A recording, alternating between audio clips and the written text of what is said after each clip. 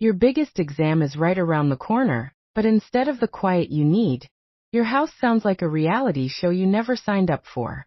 Slammed doors, shouting matches, non-stop drama. Trying to study through that feels less like a challenge and more like an impossible mission. If you're terrified the chaos at home is about to blow up the future you've worked so hard for, you need to watch this. I'm going to show you how to protect your focus and absolutely ace that exam, no matter what's going on around you. Let's just be real. When your home feels more like a battlefield than a sanctuary, trying to focus on complex formulas or historical dates is a joke. Every argument you overhear, every passive-aggressive comment, every time you're forced to be the peacemaker, it all drains your mental battery. This isn't just a distraction, it's a full-on cognitive drain. Research confirms that high levels of family conflict are directly linked to lower academic performance. The stress and anxiety from a chaotic home low-key sabotage your ability to learn and remember information. You might find yourself rereading the same page 10 times, getting headaches, or feeling irritable.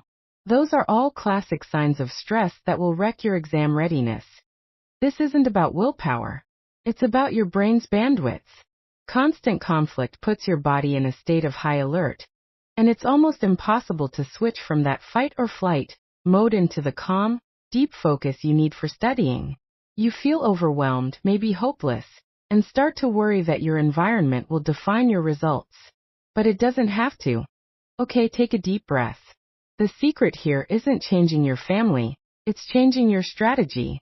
Your academic future belongs to you, and you have every right to protect it. I'm going to give you 3 powerful, practical strategies to shield your focus, build a fortress around your mind, and make sure the family drama stays far away from your exam results.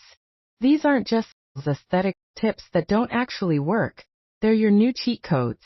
We're going to focus on what you can control starting right now. First things first, you have to reclaim your physical space. You can't find mental clarity in the middle of physical chaos.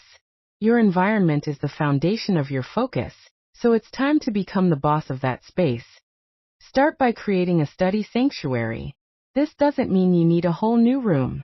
It can be a corner of your bedroom, or even just a specific chair.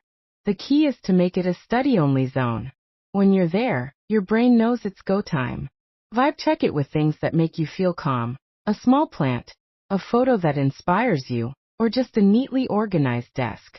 You're creating a visual cue that this space is sacred and separate from the household drama. But what if your home is too loud or too small for that? Then it's time to escape the battlefield. Seriously, dip from the drama. Your local library is your new best friend. It's quiet, free, and full of other people trying to focus, which can be surprisingly motivating. If the library's not an option, look for a quiet coffee shop during off hours, a community center, or even a park bench. Physically removing yourself from a toxic environment can be liberating and give your productivity an instant boost. Next, you need to master your soundscape. If you can't leave, create your own bubble of silence. A good pair of noise-canceling headphones can be a total game changer. They are worth every penny. Play white noise, ambient sounds, or instrumental music. Anything without lyrics. This not only blocks out the shouting match in the living room, but also signals to your brain that it's time to tune out the world and tune into your work. Finally, study strategically. Become an expert on your family's schedule. If things blow up every night after dinner, then the early morning is your golden hour. Waking up at 5 a.m. for 2 hours of uninterrupted study can be way more effective than fighting through 5 hours of distractions in the evening. Or maybe late at night is when your house is quietest. This isn't about studying more, it's about studying smarter by finding the path of least resistance. Once you've managed your space, the next fortress to build is around your interactions. This takes some skill, but it's essential for protecting your emotional energy. The main goal here is to set clear, firm boundaries. You have to communicate what you need, but you can do it in a way that doesn't start another fight. No dramatic speeches necessary. Simple, calm statements are best. For example, I have a huge exam coming up, so I'm going to be studying for the next 3 hours. I really need to focus, so please only get me if it's a real emergency. It communicates your need without blaming anyone. If that feels too confrontational, use nonverbal cues. A closed door and headphones on is the universal sign for do not disturb. During this time, you have to master the art of emotional detachment. It's time to activate your main character energy. You are not responsible for solving your family's problems. Think of yourself as a journalist watching a story unfold, not an actor in the middle of the drama. When an argument kicks off, consciously choose not to engage. Leave the room, put on your headphones, or use a neutral conversation-ending phrase like, "I can see you're upset, but I really can't get into this right now. I have to study." This also means you might need to limit the information you share. In some families, your dreams and fears can be used as ammunition. So be strategic. You don't have to share your exam anxieties with people who might use them to criticize you. Have a few boring, pre-planned answers ready.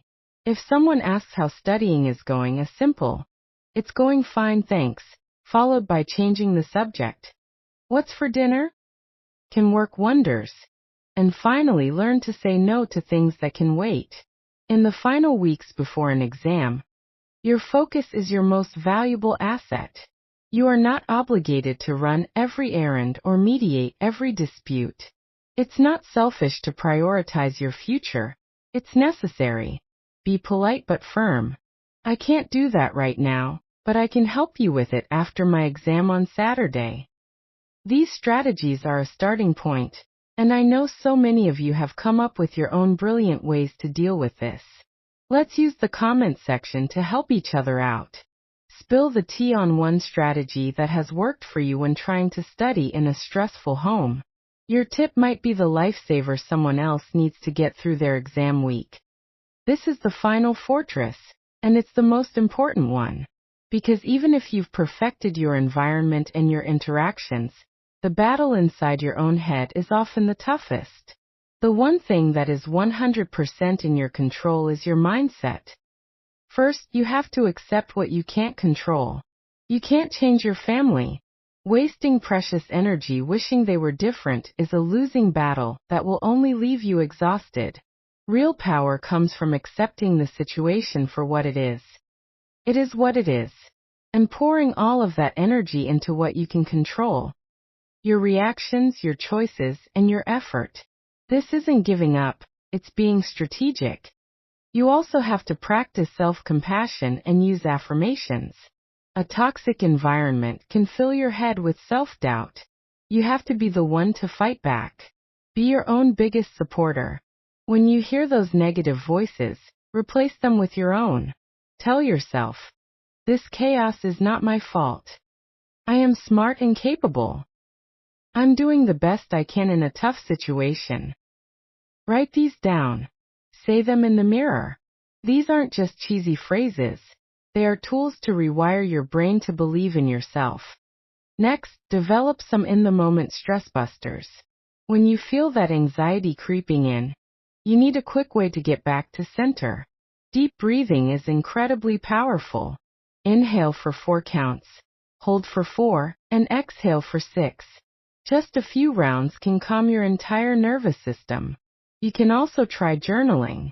Research shows that writing down your anxieties can free up mental space, which can actually improve your performance in the exam. And most importantly, lean on your support system. You are not in this alone.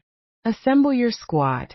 Supportive relationships outside your home are proven to buffer the negative effects of a chaotic environment. Talk to trusted friends who get it. Reach out to a favorite teacher or a school counselor. Sometimes, just one person who listens and validates what you're going through can make all the difference. These people are your lifeline. They remind you that the world inside your house is not the entire world. Look, the weeks before an exam are a marathon, and running it through a hurricane of family drama can feel impossible. But I want you to remember this. Your circumstances are part of your story, but they do not get to write your ending. You have the power here. You can control your environment by building a sanctuary or escaping to one. You can control your interactions by setting boundaries and refusing to get sucked into the chaos. And most importantly, you can control your mindset by choosing acceptance, self-compassion, and focusing on your own incredible strength. This is your moment. This is your future. Don't let anyone's drama take that away from you. You've worked too hard and you are too close to the finish line. Shield your focus. Protect your peace. Now go ace that exam. You've got this.